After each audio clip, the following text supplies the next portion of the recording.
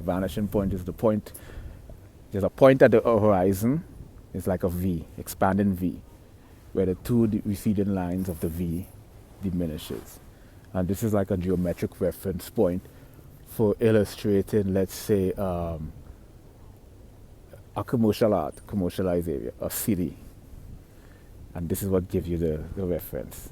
And it has to do with diagonal and horizontal lines. Diagonal and horizontal lines are used primarily on a two-dimensional surface to illustrate the three-dimensional optical illusion that we perceive as three-dimensional art on a two-dimensional surface or canvas.